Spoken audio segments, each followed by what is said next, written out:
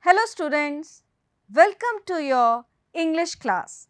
Today we are going to read our supplementary reader book Moments and continue the second part of the chapter The Lost Child written by Mulk Raj Anand. Let's have a small recap of the first part of the chapter. A child went to the spring fair with his parents. He saw Musterfield, dragonfly, black bee, butterfly, doves, etc. on his way to the fair.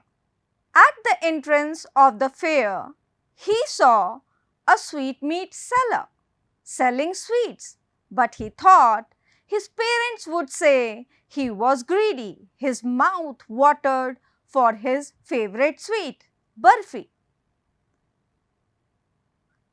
Then he saw a flower seller and wished to have a garland of gulmohar, but thought his parents would say they are cheap. Then there was a balloon seller with colorful balloons. Again, he didn't dare to say anything as he thought his parents would say he is too old to play with such toys. Then the child saw a snake charmer playing flute to a cobra, but knowing his parents has forbidden him to hear such coarse music, he moved on. Then there was a roundabout in full swing. Being fascinated, he made a bold request to his parents that he wanted to go on the roundabout. It is here when the child realized he was lost. Now we will see what happens further in the story. Let's start with the text. A full deep cry rose within his dry throat, and with a sudden jerk, shaking off his body, he ran from where he stood, crying in real fear. Mother, father, tears rolled down from his eyes, hot and fierce. His flushed face was convulsed with fear. Panic-stricken, he ran to one side first, then to the other, hither and thither in all directions, knowing not where to go. The child was in a state of complete shock, his face drenched because of fear. He tried to find out his parents everywhere. Mother, father, he wailed. Wailed means cried in a loud voice. His yellow turban came untied. It opened and his clothes became muddy, dirty. Having run to and fro in a rage of running for a while, he stood defeated, his cries suppressed into sobs. The child lost his hope that he would not be able to find his parents now. At little distances on the green grass, he could see through his filmy eyes men and women talking. He tried to look intently. Intently means with full attention among the patches of bright yellow clothes worn by the people. But there was no sign of his father and mother among these people, who seemed to laugh and talk just for the sake of laughing and talking. He ran quickly again, this time to a shrine. Shrine is a place to worship, to which people seem to be crowding, gathering. Every little inch of space here was congested with men. There was too much crowd on, and it was difficult for him even to move and search for his parents. But he ran through people's legs, his little sob lingering, "Mother, father." Near the entrance to the temple, however, the crowd became very thick. Men jostled each other. Jostle means pushed.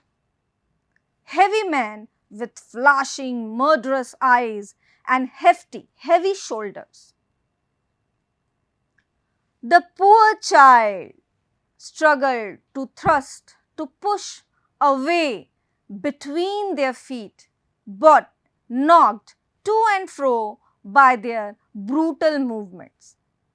The child could have been hit by their cruel and hard movements. He might have been trampled underfoot. Trampled means crushed underfoot or walked over. Had he not shrieked, cried at the highest pitch of his voice, "Father, mother!" A man in the surging crowd heard his cry and stooping, bending with great difficulty, lifted him up in his arms. "How did you get here, child? Whose baby are you?" the man asked as he steered clear of the mass. The child wept more bitterly, severely than ever now, and only cried, "I want my mother, I want my father." The man tried to soothe, comfort him by taking him to the roundabout. "Will you have a ride on the horse?"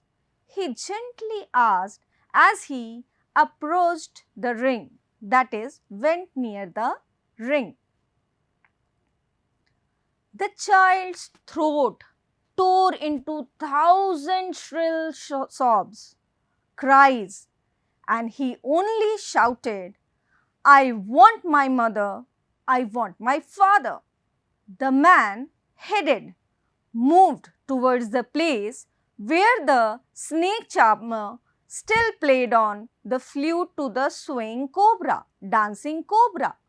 "Listen to that nice music, child," he pleaded, requested. But the child shut his ears with his fingers and shouted his double-pitched strain with full force from his throat, "I want my mother, I want my father." The man took him near the balloons, thinking the bright colors of the balloons would distract the child's attention and quieten him. "Would you like rainbow-colored balloon?" he persuasively asked. Persuasively means in a manner that one can be convinced. The man tried to calm the child by offering him balloons. The child turned his eyes from the flying balloons and just sobbed, "I want my mother, I want my father." The man, still trying to make the child happy, bore him to the gate, took him to the gate, where the flower seller sat. "Look, can you smell those nice flowers, child? Would you like a garland to put around your neck?" Again, the man tried to divert his attention with the garland. The child turned his nose away from the basket and reiterated his sob. Reiterated means repeated. He again started crying, "I want my mother, I want my father," thinking to humor his disconsolate charge. Disconsolate means extremely unhappy. So, trying to make the unhappy child happy by a gift of sweets, the man took him to the counter of the sweet shop. "What sweets would you like, child?" he asked. The child turned his face from the sweet shop and only sobbed, "I want my mother, I want my father."